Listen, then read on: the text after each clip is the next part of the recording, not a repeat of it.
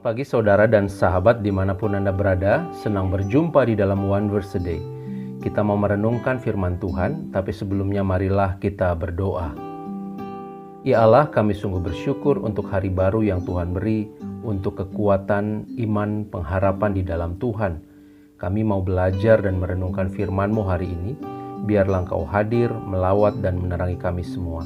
Terima kasih Tuhan, di dalam Kristus kami berdoa. Amin. Saudara, firman Tuhan hari ini dari Ibrani pasal 11 ayat 17.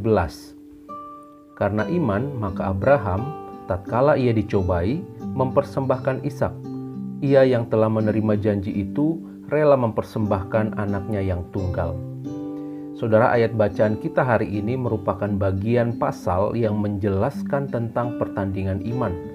Penulis Ibrani percaya bahwa satu-satunya jalan untuk diterima oleh Allah dan mendapatkan anugerahnya yang digambarkan sebagai tempat perhentian atau kota abadi. Kebenaran ini sudah terbukti sejak penciptaan dan juga sejak nenek moyang Israel, salah satunya adalah Abraham. Karena iman, maka Abraham, tatkala ia dicobai, mempersembahkan Ishak. Ia yang telah menerima janji itu, rela mempersembahkan anaknya yang tunggal, walaupun keadaannya telah dikatakan bahwa keturunan dari Ishaklah yang akan disebut sebagai keturunan Abraham. Saudara, seperti kita tahu, Allah menjanjikan kepada Abraham seorang anak yang akan menjadi leluhur bagi bangsa yang besar. Kita bisa baca dalam Kejadian 15 ayat 4-5. Meskipun Abraham mempunyai seorang anak laki-laki dari hamba yang bernama Hagar, Ishak tetap disebut anaknya yang tunggal. Karena Ishak lahir sebagai pemenuhan janji Allah kepada Abraham. Menurut penulis Ibrani, Abraham bersedia mengorbankan anaknya yang tunggal itu karena ia percaya bahwa Allah berkuasa untuk membangkitkan orang mati. Abraham sungguh-sungguh percaya kepada Allah, bahkan meskipun tidak ada alasan untuk percaya, saudara. Ketika dia harus menempuh jalan yang tampaknya akan merugikan dia, bahkan saat Allah tampaknya ingin membatalkan perjanjiannya tersebut, di atas segala yang terjadi, Abraham tetap percaya bahwa Allah setia dan berkuasa untuk mengubahkan keadaan. Yang tampak buruk itu dapat menjadi baik kembali. Iman dan percaya Abraham ini seolah tanpa batas, saudara. Sebuah keadaan tertentu tidak dapat menggoyahkan imannya kepada Allah. Itulah sebabnya, karena iman yang luar biasa ini, Abraham disebut sebagai bapa orang beriman. Saudara, dalam sebuah kisah diceritakan di sebuah pameran pedesaan, seorang petani memamerkan tanaman labu yang tumbuh persis sebesar kendi 2 galon. Ketika labu itu masih sebesar jempol, si petani tersebut mengatakan bahwa ia memasukkan labu tersebut ke dalam kendi dan membiarkannya tumbuh di dalam. Dan ketika ia memenuhi kendi, maka ia pun berhenti bertumbuh. Saudara, apa yang dilakukan oleh kendi kepada labu tadi seringkali juga berlaku di dalam kehidupan kita. Kehidupan ini akan mendukung apa yang kita percayai. Kita akan tumbuh sebesar hal-hal yang kita percayai. Kita akan ditarik oleh apa yang kita yakini.